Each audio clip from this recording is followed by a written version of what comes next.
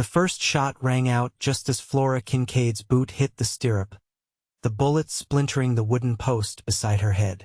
She didn't scream, wouldn't give Gerald that satisfaction as she swung herself onto the horse and dug her heels into its flanks. Behind her, the farmhouse door slammed open, her husband's curses cutting through the dawn air like knives. "You're nothing but dust, Flora. You hear me? Worthless as the dirt under my boots." Flora bent low over the horse's neck, her golden hair whipping behind her as she fled the only home she'd known for the past 2 years. The Wyoming Territory stretched before her, vast and unforgiving in the early morning light of 1878. Tears stung her eyes, but she refused to let them fall. 20 years old and already escaping a marriage that had nearly crushed her spirit entirely. She'd taken nothing but the clothes on her back, a small pouch of coins saved in secret, and her mother's locket. Everything else belonged to Gerald, as he'd reminded her daily since their wedding. According to him, even she was his property, damaged goods, as worthless as dust. The horse, at least, wasn't his. She'd borrowed it from the neighboring farm while Gerald had been passed out drunk the night before. She'd leave it at the first town she reached, with a note promising to send payment when she could. For now, all that mattered was putting distance between herself and the man who'd promised to love her but had only taught her fear.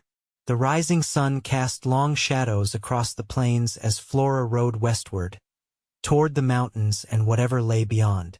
She had no destination in mind, only escape. By midday, the horse was lathered with sweat, and Flora's body ached from the relentless pace. She allowed herself to slow as she approached a small creek, deciding it was safe enough to stop and let the animal drink. Her throat burned with thirst, and her stomach reminded her she hadn't eaten since the previous afternoon. As she dismounted, her legs nearly buckled beneath her. Flora steadied herself against the horse's warm flank and took a deep breath. The events of the morning seemed almost unreal now. Had she truly left? Would Gerald come after her? She knew the answer to the second question before she'd even finished thinking it. Gerald Kincaid was a proud man. He wouldn't allow his wife to flee without consequence.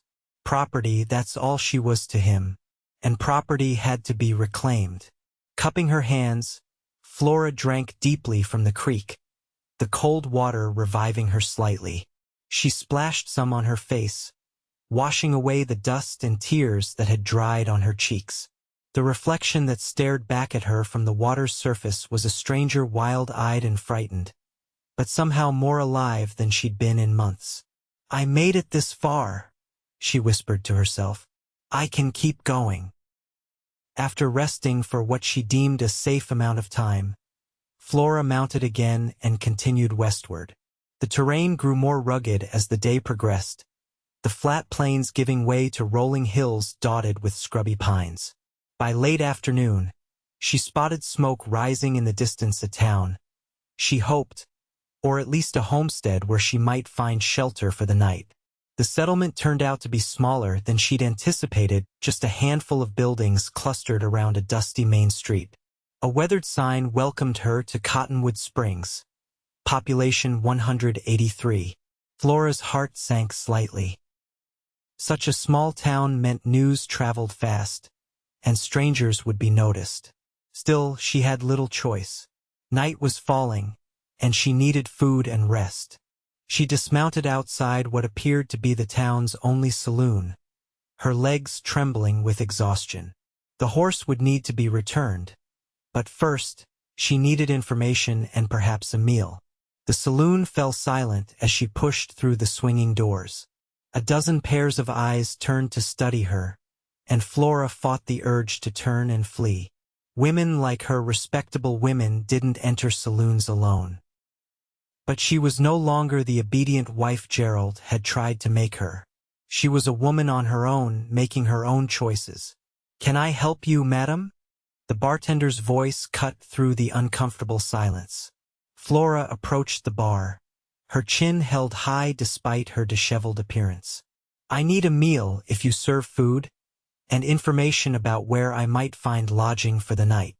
The bartender, a balding man with kind eyes, nodded slowly. Kitchen's still open. As for lodging, Mrs. Peabody rents rooms above the general store across the street. Nothing fancy, but it's clean. Thank you, Flora said, relief washing over her. She placed a few coins on the counter. Whatever that buys me for dinner would be appreciated. You running from something, miss?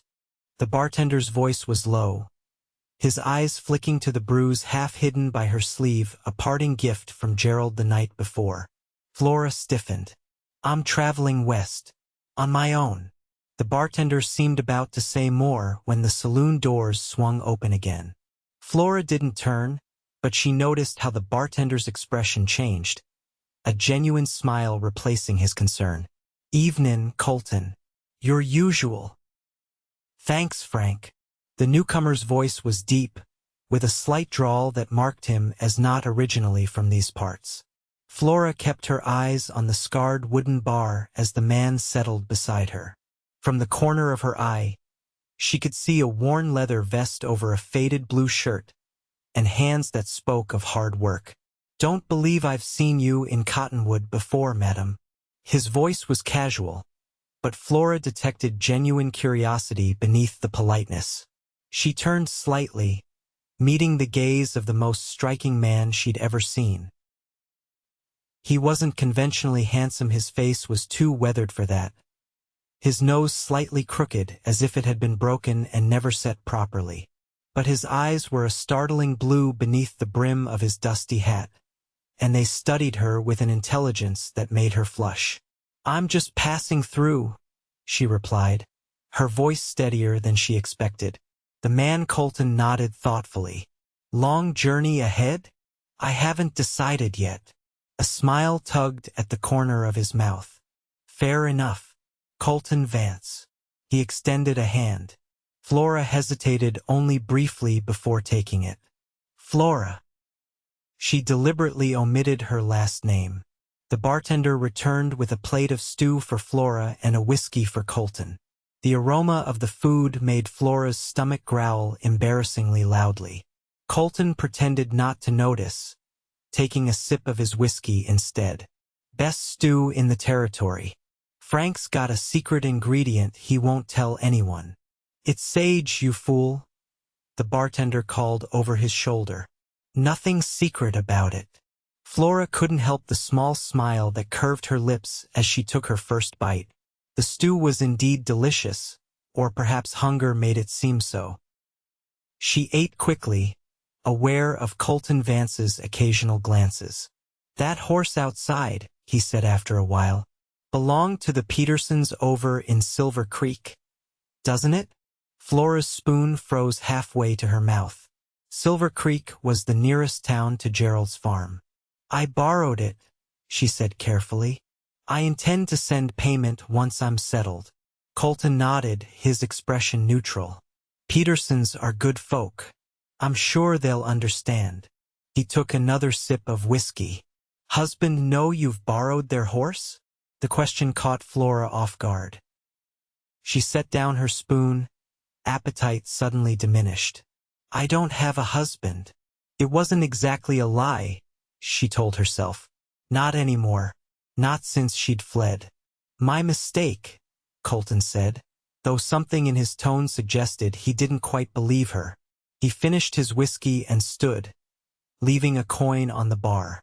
If you're planning to stay a while, Mrs. Peabody's is your best option. Tell her Colton sent you, she might knock a bit off the price. Before Flora could respond, he tipped his hat and strode out of the saloon, leaving her with the unsettling feeling that he'd seen right through her. After finishing her meal, Flora followed the bartender's directions to Mrs. Peabody's boarding house. The elderly woman who answered the door had sharp eyes that missed nothing, but she asked few questions beyond whether Flora could pay in advance. When Flora mentioned Colton's name, the woman's stern expression softened slightly. Friend of Mr. Vance, are you? Well, that's good enough for me. I've got a room at the back small, but it's got its own wash basin. The room was indeed small, but to Flora, who had spent the previous night planning her escape in sleepless anxiety, it looked like paradise. She washed as best she could with the cold water provided, then sank onto the narrow bed, her body aching with exhaustion. Tomorrow she would need to figure out what came next. For now, though, she was safe, and that was enough. Flora woke before dawn, momentarily disoriented by the unfamiliar surroundings. Reality crashed back as she remembered her escape, the long ride, the small town. Gerald would be looking for her by now. She dressed quickly, her mind racing. She couldn't stay in Cottonwood Springs. It was too close to Silver Creek, too likely that Gerald would hear of a woman matching her description. She needed to keep moving, perhaps find work in a larger town where she could blend in more easily. The borrowed horse would need to be returned, though. She couldn't in good conscience take it further. Flora sighed, running a hand through her tangled hair. She'd have to find another way to travel. Mrs. Peabody was already awake when Flora descended the stairs, the smell of coffee and frying bacon filling the small kitchen. "Didn't expect you up so early," the older woman commented, sliding a plate of food across the table. "Sit and eat. No charge for breakfast comes with the room." Flora's protests died on her lips at Mrs. Peabody's stern look. She sat and ate gratefully, realizing she was famished despite her anxiety. "I need to return a horse to the Petersons in Silver Creek," she said between bites. "Is there anyone heading that way who might take it for me?" Mrs. Peabody's eyebrows rose. "Peterson horse? How'd you come by that?" Flora chose her words carefully. "I borrowed it, with the intention of returning it promptly, of course." Mrs. Peabody didn't seem convinced. "Well, as it happens, Colton Vance makes regular runs between here and Silver Creek. Carries mail and supplies. He's due to head that way this morning." Flora's heart sank. The handsome cowboy had already seemed too perceptive last night. The last thing she needed was to give him more reason to ask questions. "Is there anyone else?" "Not for 3 days, when the regular stage comes through." Mrs. Peabody studied her curiously. "Something wrong with Colton?" Most women in town would jump at the chance to spend time with him. "No, nothing's wrong with him," Flora said quickly. "I just prefer to handle my own affairs." Mrs. Peabody snorted. "Noble sentiment, but practical matters say Colton's your best option. Unless you're planning to walk to Silver Creek." Put that way, Flora had little choice.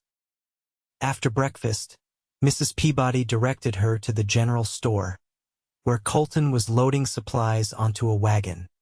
He looked up as she approached, a flicker of surprise crossing his face before he smiled. "Morning, Miss Flora. Settled in all right?" "Yes, thank you." She twisted her hands nervously. "Mrs. Peabody mentioned you're heading to Silver Creek today." Colton nodded, securing a crate with practiced ease. "That's right. Making my weekly run. Need something delivered. I was hoping you might return the horse for me." Flora gestured to where she'd tied the animal outside the boarding house. "To the Petersons. I can pay you for the trouble." Colton studied her for a long moment. "No need for payment. Happy to help." He paused, then added casually, "Though I'm curious how you plan to continue your journey without a horse." Flora hadn't thought that far ahead. I'll find another way."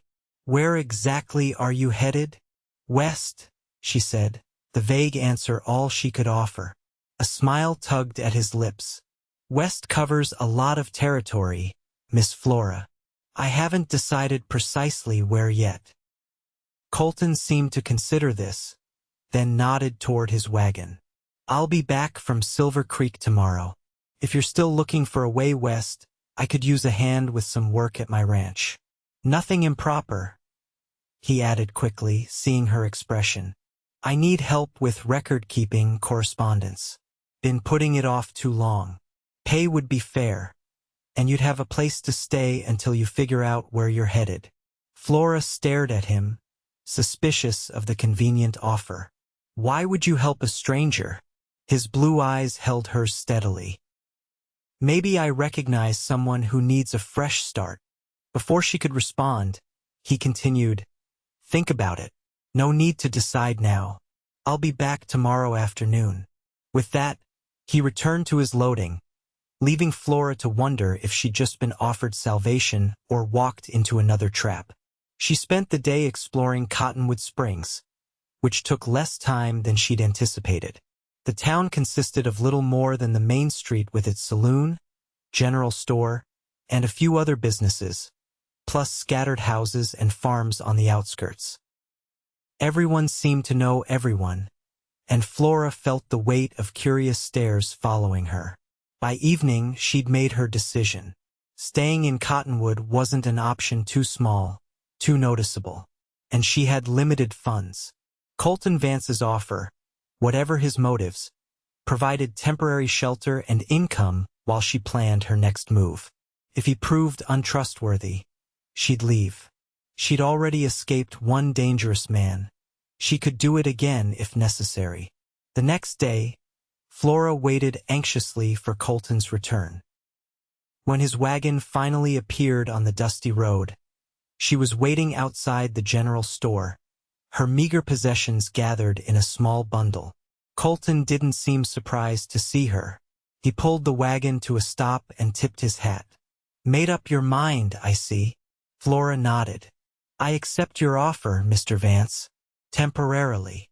Wouldn't expect anything else." He helped her climb onto the wagon seat beside him.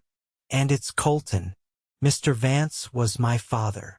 The journey to Colton's ranch took most of the afternoon. As they left Cottonwood Springs behind, the landscape opened up, revealing rolling grasslands that stretched toward distant mountains. Flora found herself relaxing slightly as the miles passed, Cottonwood and Silver Creek beyond it receding into the distance. Colton proved to be surprisingly easy company. He didn't press her with questions, instead pointing out landmarks and sharing stories about the area. She learned he'd come to Wyoming Territory from Texas after the war, bought land when it was cheap, and built up a modest cattle operation. "Nothing fancy compared to some of the big spreads," he admitted. "But it's mine free and clear. No debts to anyone." The pride in his voice was unmistakable, and Flora felt a twinge of envy. To own something, to answer to no one, it seemed an impossible dream. As the sun began its descent, they crested a hill, and Colton's ranch came into view. It was larger than Flora had expected, a sturdy main house built of logs and stone, several outbuildings, corrals, and beyond, cattle grazing on the grassland. "Welcome to Vance Ranch," Colton said, a hint of nerves in his voice as he awaited her reaction. "It's beautiful," Flora said honestly, taking in the peaceful scene. The setting sun bathed everything in golden light, making the whole place seem almost magical after the hardships of the past days. Colton's expression softened with pride. "Been working on it for 10 years now. Started with nothing but that small cabin over there." He pointed to a structure near the creek. "Built the main house 4 years ago. Still adding to it when I can." As they approached, a man emerged from one of the outbuildings, tall and lanky, with a shock of gray hair. He raised a hand in greeting. "That's Ellis," Colton explained. "My foreman. Been with me almost from the beginning. There's also Marta, who cooks and keeps house, and a couple of ranch hands who bunk in the bunkhouse." Flora felt a flutter of relief knowing there would be others around, including another woman. It made Colton's offer seem more legitimate, less potentially threatening. Ellis approached as Colton brought the wagon to a halt. "Brought back more than mail this time, I see," the foreman commented, his weathered face curious but not unfriendly. "Ellis, this is Miss Flora. She'll be helping with the books and correspondence for a while." Colton's tone was casual, but Flora noticed how Ellis's eyebrows rose slightly. "About time someone sorted out that mess," Ellis said after a moment. "Welcome to Vance Ranch," Miss Flora. Colton helped her down from the wagon. Let's get you settled. Marta will have dinner ready soon, and you must be tired from the journey. The interior of the main house surprised Flora. She'd expected a bachelor's sparse accommodations, but instead found a well-furnished, comfortable home. The main room held sturdy furniture arranged around a stone fireplace, shelves lined with books, and colorful woven rugs covering portions of the wooden floor. A woman who must be Marta emerged from what smelled like the kitchen, wiping her hands on her apron. She was middle-aged, with streaks of gray in her dark hair, and sharp eyes that assessed Flora immediately. "So you finally hired someone to deal with your paperwork," she said to Colton, her accent suggesting Mexican heritage. "Good. Maybe now you will stop complaining about it." Colton cleared his throat. "Marta, this is Miss Flora. She'll be staying in the east bedroom." Marta nodded approvingly. "The blue room. I will show her." She gestured for Flora to follow, leading her down a hallway to a room at the back of the house. The bedroom was simply but comfortably furnished, with a bed, dresser, and small desk beneath a window that looked out toward the mountains. Blue curtains framed the window, matching the quilt on the bed. "Bathroom is across the hall," Marta explained. "Mr. Vance had indoor plumbing installed last year. Very modern." There was unmistakable pride in her voice. "Dinner in 1 hour. I will call you." Left alone, Flora sat on the edge of the bed, suddenly overwhelmed by the rapid changes in her circumstances. 3 days ago, she'd been a miserable, trapped wife. Now she was, what, a fugitive? An employee? A woman with no last name and no past? She washed and changed into her only other dress before dinner, painfully aware of its shabby condition. The meal was served in a dining room off the main room, with Colton at the head of the table, Ellis to his right, and Flora to his left. Marta brought out dishes of roast beef, potatoes, and vegetables, the simple fare more delicious than anything Flora had eaten in months.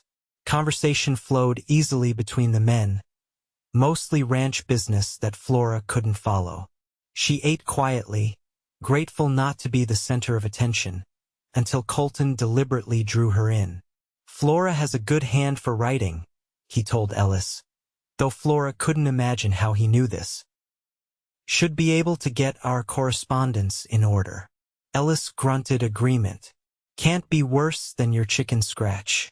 Banker in Cheyenne complained he couldn't read your last letter." A smile tugged at Flora's lips despite herself.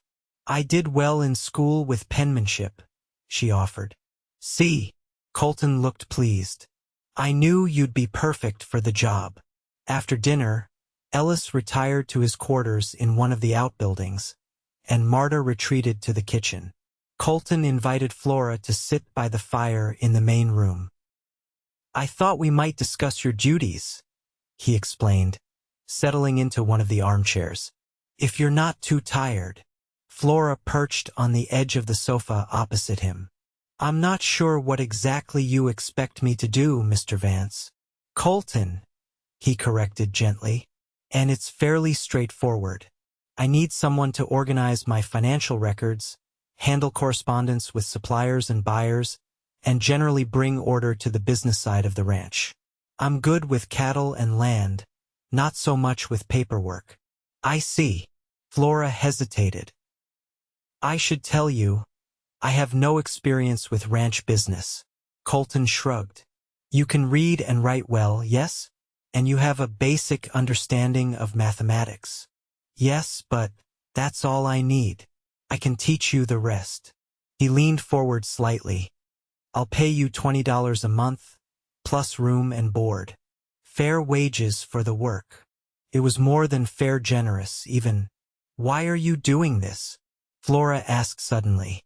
"You don't know anything about me." Colton's blue eyes held hers steadily. "I know enough. I know you're running from something or someone. I know you're smart and determined. And I know what it's like to need a fresh start." He paused. "Whatever you're fleeing, Flora, you're safe here. That's all I need to know for now. The rest is your business until you choose to share it." His words brought unexpected tears to Flora's eyes. She blinked them back furiously. "Thank you," she managed. Colton nodded, seeming to understand her need to change the subject. "We'll start tomorrow. I've got a study off the main room where I keep all the records. Fair warning, it's a mess." That night, lying in the comfortable bed in the blue room, Flora allowed herself to truly relax for the first time in days. The ranch was remote enough that Gerald would be unlikely to find her, even if he tracked her as far as Cottonwood Springs. And Colton, whatever his reasons, seemed genuinely interested in helping her. She would stay, she decided, at least until she had saved enough money to travel further west, perhaps to California or Oregon, where she could truly disappear and start over. For now, though, Vance Ranch offered sanctuary. And that was more than she had dared hope for when she'd fled in the early dawn 3 days ago. Morning came with the sounds of a working ranch voices calling, horses nickering, the distant lowing of cattle. Flora dressed in her better dress, wishing she had more suitable clothing for the work ahead. She found Colton in the kitchen, talking with Marta over coffee.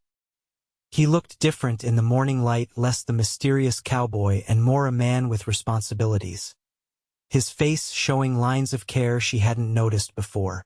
"Good morning," he greeted her warmly. "Sleep well."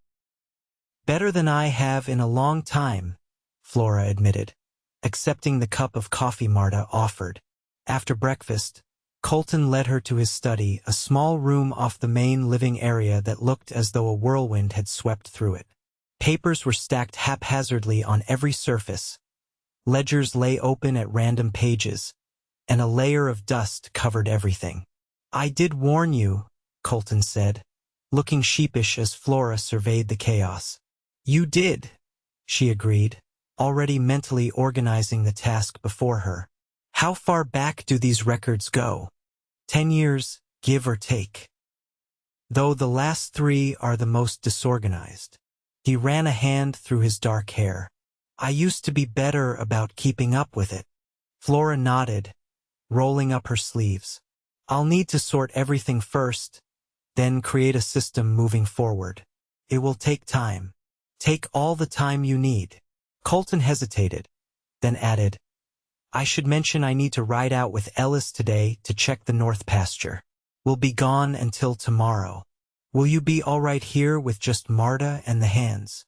The prospect of Colton's absence made Flora unexpectedly anxious, but she nodded firmly. "Of course. I have plenty to keep me occupied." He studied her for a moment, then nodded. "Marta knows where I keep my rifle, if there's any trouble. Not that I expect any," he added quickly. "We haven't had issues with rustlers in years." It wasn't rustlers Flora was worried about, but she appreciated his concern. "We'll be fine. Good luck with the north pasture." Colton left an hour later, riding alongside Ellis with provisions for an overnight stay. Flora watched them go from the study window, feeling strangely bereft. For a man she'd known only 3 days, Colton Vance had quickly become a reassuring presence in her uncertain world. She turned back to the chaos of the study, grateful for the distraction of work. By midday, she'd sorted the papers into rough categories: correspondence, financial records, supply invoices, and cattle sales.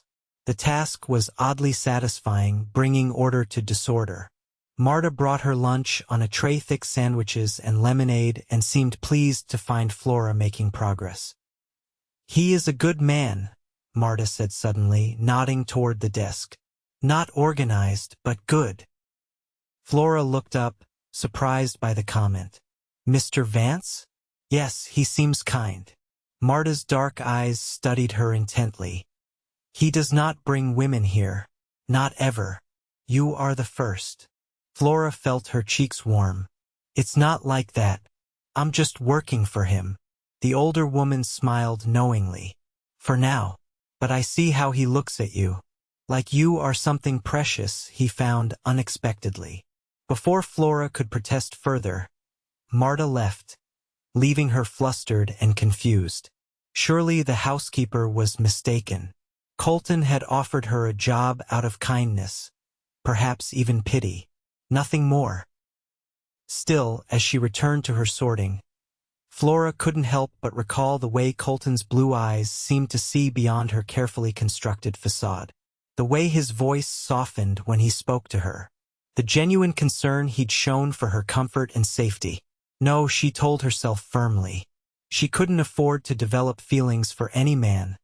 Not when she was still legally bound to Gerald. Not when her future remained so uncertain.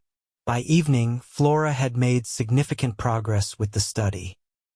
She'd organized the most recent financial records and begun entering figures into a fresh ledger, creating a clear system that Colton could maintain moving forward. The work had been engrossing enough to keep her thoughts from straying too often to the ranch's absent owner. She dined with Marta in the kitchen, the older woman sharing stories of her 20 years in Wyoming Territory. Flora listened eagerly, learning about the harsh winters, the conflicts with native tribes in earlier years, and the slow growth of settlements like Cottonwood Springs. "You come from east?" Marta asked eventually, her perceptive gaze making Flora uncomfortable. "Yes," Flora admitted. "Pennsylvania originally, then Missouri for a while." Marta nodded. "And husband?" "He is dead." The direct question caught Flora off guard. That is okay," Marta said, patting Flora's hand. "No need to tell old woman your business. But if husband is not dead, is maybe not good husband, yes? Why else would pretty young woman run so far alone?" Flora stared at her plate, unable to deny the astute observation. "He wasn't good," she whispered finally. "He hurt me. Often." Marta clicked her tongue in disapproval. "Men who hit women are not men, are cowards." She squeezed Flora's hand. "You are safe here. Mr. Vance, he does not allow such things." That night, alone in the blue room, Flora allowed herself to truly consider her situation. She was a runaway wife, a serious matter in the eyes of the law. If Gerald found her, he had every legal right to force her return. The bruises she had shown was not proof enough in a territory where a man's authority over his household was nearly absolute. Her only real safety lay in distance and anonymity, which meant that eventually, she would need to leave Vance Ranch, no matter how comfortable or secure it felt. The thought brought an unexpected pang of regret. Flora slept fitfully, her dreams haunted by Gerald's angry face and the crack of his belt against her skin. She woke before dawn, breathing hard, the phantom pain of remembered blows making her tremble. Unable to return to sleep, she dressed and made her way to the kitchen. To her surprise, Marta was already there, kneading dough by lamplight. "Bad dreams?" the housekeeper asked without looking up. Flora nodded, then realized Marta couldn't see the gesture. "Yes. How did you know?" "Eyes have shadows. Same shadows I had when I came here." Marta punched the dough with more force than necessary. "My husband, he was cruel man. Died 15 years ago. Best day of my life." The blunt confession startled a laugh from Flora. "I shouldn't laugh." "Why not? Death of cruel man is something to celebrate." Marta shaped the dough into loaves. "Mr. Vance found me after, gave me job when no one else would hire Mexican widow. This is why I say he is good man." As the day progressed, Flora continued her work in the study, finding unexpected peace in the methodical task. By mid-afternoon, she had created a functioning filing system and updated the main ledger with the past 3 months of transactions. The ranch appeared to be profitable, though not extravagantly so. Colton clearly reinvested much of his earnings into improvements and expansion. She was so absorbed in her work that she didn't hear the riders approach. It was Marta's exclamation from the kitchen that alerted her, a startled sound followed by rapid Spanish that Flora couldn't understand. Heart pounding, Flora moved to the window. Relief flooded her when she recognized Colton's tall figure dismounting in the yard. He and Ellis had returned early. But her relief turned to confusion as she noticed a third rider, a stranger on a dappled gray horse. The man was speaking animatedly to Colton, who listened with a grave expression. Unable to contain her curiosity, Flora stepped onto the porch. Colton looked up, his face unreadable as he spotted her. "Flora," he called, gesturing for her to join them. "This is Sheriff Davis from Cottonwood Springs." Ice flooded Flora's veins. A sheriff. Had Gerald reported her missing? Was she about to be dragged back to Silver Creek in disgrace? She approached slowly, fighting the urge to run. The sheriff, a balding man with a bushy mustache, studied her with open curiosity. "Miss Flora," he said, tipping his hat. "Heard you might be staying at Vance Ranch. Got some questions, if you don't mind." Colton moved slightly, positioning himself between Flora and the sheriff. The protective gesture wasn't lost on her. "Why don't we continue this conversation inside?" Colton suggested, his tone deceptively casual. "Marta's likely got coffee on." The sheriff nodded, and the group moved into the house. In the main room, Colton gestured for the sheriff to take a seat, while Flora perched nervously on the edge of the sofa. Ellis remained standing near the door, his posture suggesting he had no intention of leaving. Marta brought coffee, her expression thunderous as she set the sheriff's cup down with more force than necessary. "Now," Colton said once they were settled. "What brings you all this way, Sheriff? Must be important." Sheriff Davis shifted uncomfortably. "Got a report of a missing woman. Man came into Cottonwood yesterday, asking questions. Said his wife ran off, stole a horse. Description matches the lady here." He nodded toward Flora, whose hands had begun to tremble. "I see." Colton's voice remained calm, but Flora noticed how his jaw tightened. "And this man's name?" "Gerald Kincaid, from over Silver Creek Way." Flora couldn't suppress her shudder at the name. Colton noticed, his eyes flicking to her briefly before returning to the sheriff. "And what exactly does Mr. Kincaid want?" The sheriff frowned. "What any man wants when his wife runs off to bring her home. Said she's been unwell, having fanciful notions. Worried about her safety." A bitter laugh escaped Flora before she could stop it. "Worried about his property, you mean?" The sheriff's eyebrows rose. "Madam, Sheriff Davis?" Colton interrupted smoothly. "Would you excuse us for a moment? I'd like a private word with Miss Flora." The sheriff nodded reluctantly, and Colton led Flora to the study, closing the door behind them. "He's found me," Flora whispered, panic rising in her throat. "Gerald will force me to go back." She couldn't continue, the words choked by fear. Colton took her trembling hands in his. "Listen to me carefully, Flora. No one is forcing you to go anywhere. Not while I have breath in my body." The fierce declaration stunned her. "But legally, I need to know the truth. Are you Gerald Kincaid's wife?" Flora nodded miserably. "We married 2 years ago. My parents had died, and I had nowhere to go." He seemed kind at first. By the time I realized what he truly was, it was too late. "He hurt you." It wasn't a question. "Yes, regularly." Flora's voice grew stronger as she continued. "He told me I was worthless, called me dust beneath his boots. Said no one else would ever want damaged goods like me." Colton's expression darkened, his hands tightening around hers. He was wrong. About all of it. He took a deep breath. "Here's what we're going to do. I'm going to tell the sheriff you're under my protection. That I've hired you legitimately, and that I've seen evidence of Kincaid's abuse. Will that be enough?" In this territory? Possibly not. But it will buy us time. Colton hesitated. There is one other option, but I wouldn't suggest it unless absolutely necessary. Flora looked up at him, hope and fear warring in her chest. What option? Marriage creates new legal bonds that supersede old ones. If you were to marry again, Kincaid's claim on you would be invalidated. Flora stared at him, shock rendering her momentarily speechless.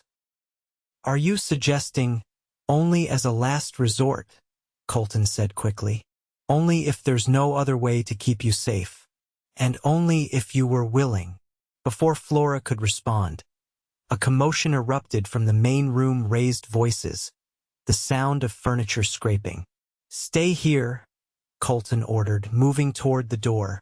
But Flora followed, her heart pounding as she stepped back into the main room to find a nightmare made flesh. Gerald Kincaid stood in the center of the room, his stocky figure radiating fury. The sheriff looked uncomfortable.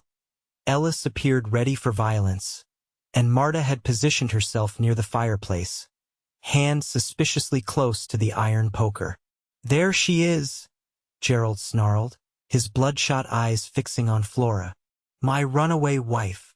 Flora froze, her body instinctively recoiling from the man who had made her life a living hell for 2 years. He looked worse than when she'd left, unshaven, unwashed, clearly drunk despite the early hour. Mr. Kincaid, the sheriff began. I told you to wait in town. Shut up, Gerald snapped. I followed you because I knew you'd be too soft on her. Flora, get your things. We're going home. Colton moved to stand beside Flora, his presence solid and reassuring. I'm afraid that won't be happening, Kincaid. Gerald's face darkened with rage. Who the hell do you think you are? That's my wife. She's under my protection now. Colton's voice was level but carried an unmistakable threat. And from what I've seen and heard, you've forfeited any right to call her yours. Gerald laughed harshly. Protection? Is that what they're calling it these days? How long did it take her to spread her legs for you, Cowboy? She was always a desperate little. He never finished the sentence. Colton moved with surprising speed for such a tall man, his fist connecting with Gerald's jaw hard enough to send him staggering backward. Colton, the sheriff shouted, stepping between the men. That's enough. Gerald regained his balance, blood trickling from his split lip. I'll have you arrested for that, and then I'm taking what's mine. She's not yours, Colton said, his voice dangerously quiet. She's not property to be claimed or discarded. She's not dust to be trampled under your boots. Gerald's eyes narrowed. She's been talking, has she? Spinning tales to get your sympathy and whatever else she can get from you. Flora found her voice at last. I told him the truth, Gerald. About the beatings. About how you broke my arm last winter and told the doctor I fell. About how you locked me in the root cellar for 2 days when I burnt your dinner. The sheriff's expression changed as she spoke, his earlier indifference giving way to concern as he studied Gerald with new eyes. That true, Kincaid? He asked. You broke your wife's arm? Gerald scoffed. She's lying. Always was imaginative. Take off your dress, Gerald suddenly demanded, glaring at Flora. Show them your back. Show them what a clumsy woman you are. Always falling into things. That's enough, Colton roared, taking a step toward Gerald. But Flora placed a restraining hand on his arm. No, he's right. They should see. With shaking fingers, she turned and unbuttoned the top of her dress, just enough to expose her upper back and shoulders. She heard the sheriff's sharp intake of breath. The scars told their own story, thin white lines from the belt, circular burns where Gerald had pressed his cigar against her skin when she displeased him, evidence that couldn't be dismissed as accidents or clumsiness. She buttoned her dress again and turned to face the room, her chin held high despite the tears threatening to fall. That is the truth of my marriage to Gerald Kincaid. The sheriff removed his hat, his expression troubled. Mr. Kincaid, I think you'd better come back to town with me. We need to sort this out properly. Gerald's face contorted with rage. She's my wife. The law also says a man can't treat his wife like that. The sheriff interrupted. Not in my jurisdiction, anyway. She stole a horse. That's a hanging offense in this territory. The horse has been returned to its rightful owners, Colton said calmly, with payment for its use. There's no theft charge. Gerald's hand moved to his hip, where Flora knew he kept a small pistol. Terror flooded her as she realized what he intended. Gerald, don't, she pleaded. But rage and alcohol had overcome whatever sense he possessed. The pistol appeared in his hand, wavering between Colton and Flora. If I can't have her, no one will, he slurred. Several things happened at once. The sheriff reached for his own weapon. Ellis lunged forward. Marta grabbed the fireplace poker, and Colton threw himself in front of Flora as a shot rang out. Flora screamed, certain she was about to witness Colton's death. But it was Gerald who crumpled to the floor, the sheriff's bullet finding its mark before Gerald could fire. The room descended into chaos, Marta shouting in Spanish, Ellis checking Gerald's motionless form, the sheriff explaining rapidly that he'd had no choice, and Colton, still standing, still breathing, his arms around Flora as she trembled against his chest.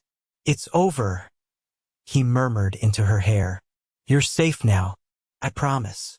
In the aftermath, Flora found herself seated on the sofa, a blanket around her shoulders and a cup of strong, sweet tea in her hands. The sheriff and Ellis had taken Gerald's body to town, a grim procession that Flora had watched from the window with numb disbelief. Gerald was dead. She was free. The reality of it seemed impossible to grasp. Colton sat beside her, his presence steady and reassuring. He hadn't left her side since the shooting, as if afraid she might shatter if left alone. What happens now? Flora asked finally, her voice barely above a whisper. That depends on you. Colton's hand found hers, warm and solid. You're free to go wherever you want. Start the new life you were seeking. Flora looked down at their joined hands. And if I wanted to stay? The question hung in the air between them, laden with meaning neither had fully acknowledged until now. Then you'd make me the happiest man in Wyoming Territory. Colton's voice was rough with emotion. From the moment I saw you in that saloon, I knew you were special. Not dust, Flora. Gold.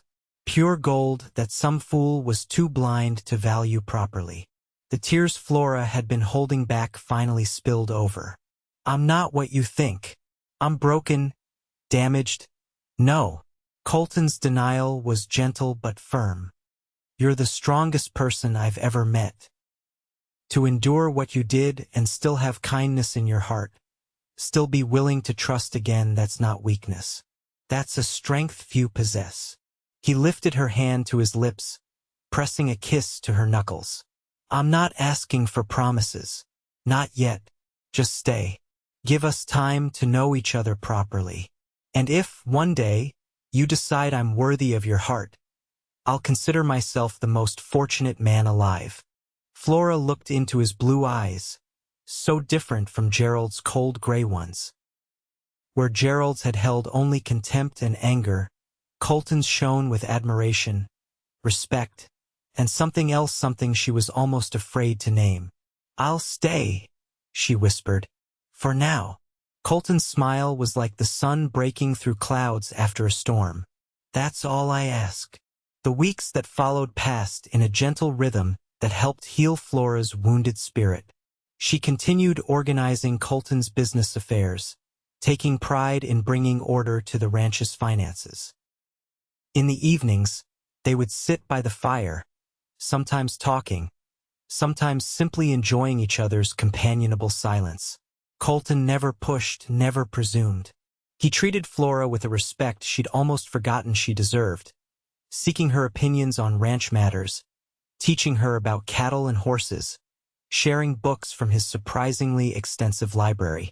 Gradually, Flora began to share more of her past, her childhood in Pennsylvania, her parents' deaths from influenza, her desperate acceptance of Gerald's proposal.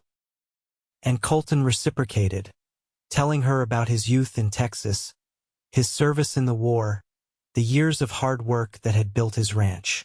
The nightmares came less frequently, though they didn't disappear entirely. On the bad nights, Flora would sometimes sit on the porch, watching the stars until her heart stopped racing. More often than not, Colton would join her, offering silent companionship until she was ready to return to sleep. Summer faded into autumn, the Wyoming landscape transformed by vivid golds and reds.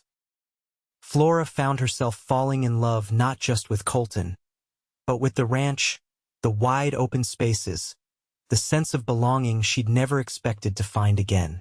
And then there was Colton himself.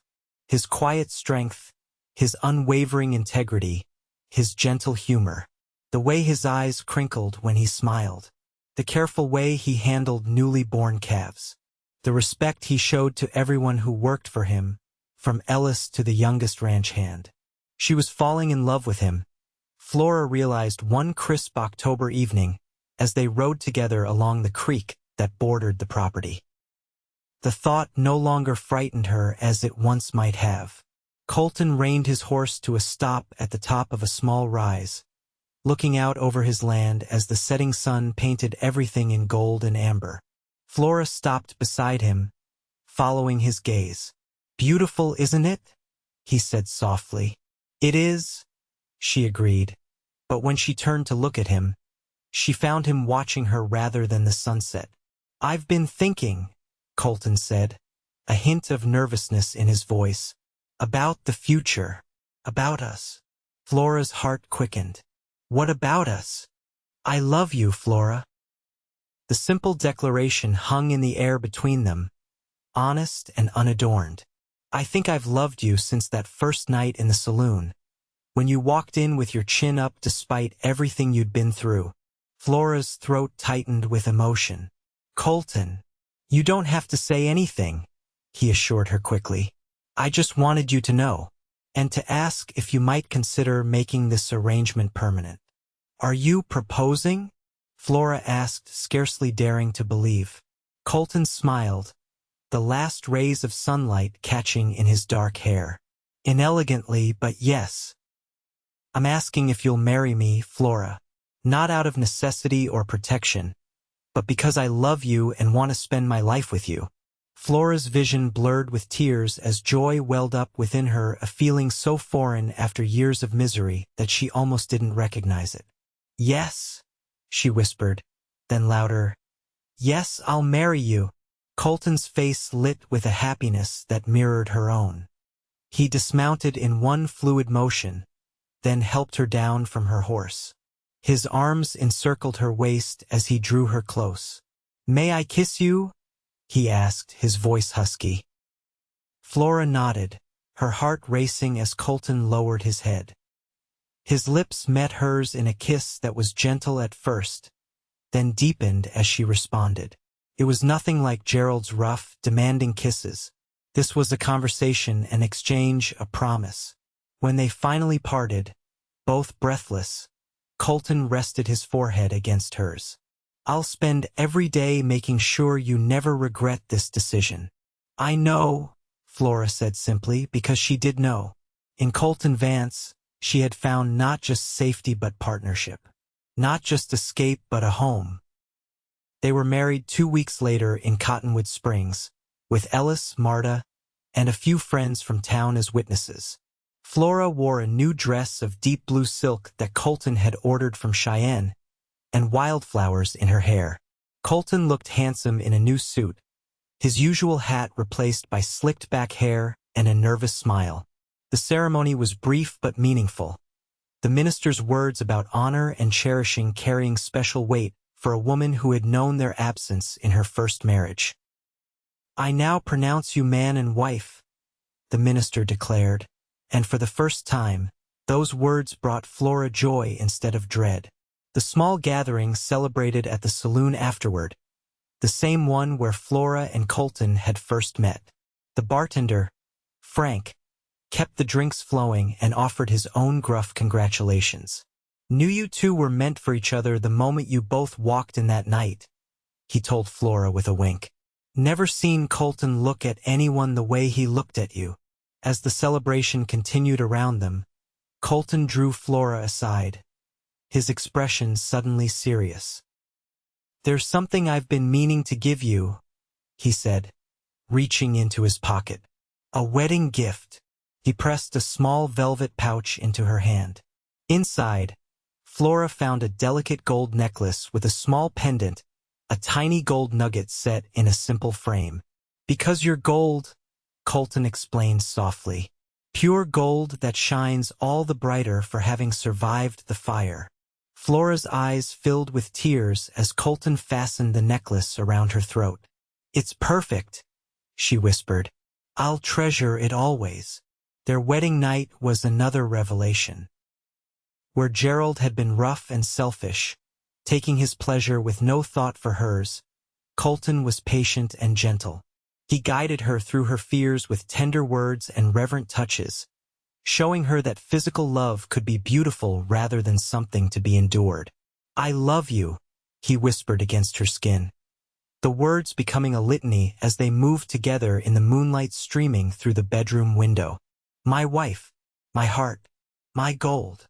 Afterward, lying in his arms, Flora felt truly at peace for the first time in years. This was what marriage should be: partnership, respect, love freely given and received. "Thank you," she murmured, tracing the line of his jaw with her fingertips. Colton captured her hand, pressing a kiss to her palm. "For what?" "For seeing value in me when I couldn't see it in myself." He smiled, drawing her closer. "I only saw what was always there." The years that followed brought changes to Vance Ranch. The business prospered under Flora's careful management and Colton's skilled ranching. They expanded their holdings, built a new barn, and added more cattle to their herd. A year after their wedding, Flora gave birth to a daughter they named Eleanor, after Flora's mother. The little girl had Colton's blue eyes and Flora's golden hair, a perfect blend of them both. 2 years later, a son joined their family, William, strong and healthy from his first breath. Through it all, Colton remained the man Flora had fallen in love with, steady, kind, and fiercely protective of his family. He never raised his voice in anger, never made her feel less than his equal, never called her anything but precious. And if sometimes the shadows of the past crept into Flora's dreams, Colton was always there to hold her until they passed, his love a constant that defied the darkness. On their 5th wedding anniversary, they rode out to the creek where Colton had proposed. The autumn colors were just as vibrant, the sunset just as golden as it had been that day. "Happy?" Colton asked, his arm around her waist as they watched the water flow past. Flora leaned into his embrace, thinking of all they had built together, their home, their children, their life. "More than I ever thought possible." Colton pressed a kiss to her temple. "You know, when I first saw you in that saloon, something told me you'd change my life. I just didn't realize how completely." "For the better, I hope," Flora teased gently. "For the best," Colton corrected, turning her to face him. "You filled spaces in my heart I didn't even know were empty." As the sun dipped below the horizon, painting the Wyoming sky in shades of gold and crimson, Flora stood in her husband's arms and thought about the journey that had brought her here. From a desperate flight in the dawn to this moment of perfect contentment. Gerald had called her dust, worthless and easily discarded. But Colton had seen the truth from the beginning that she was gold. Not because of him, but because she had always been valuable, always been worthy of love and respect. It had taken courage to flee, to risk everything for the chance at a better life. But standing here now, with the man who had helped her rebuild from the ashes of her past. Flora knew it had been the most important decision of her life. "I love you, Colton Vance," she said, the words as true now as the first time she'd spoken them. His smile was her answer, warm and real as the love they'd built together, love that had transformed them both, turning dust to gold and making a home where once there had been only wilderness.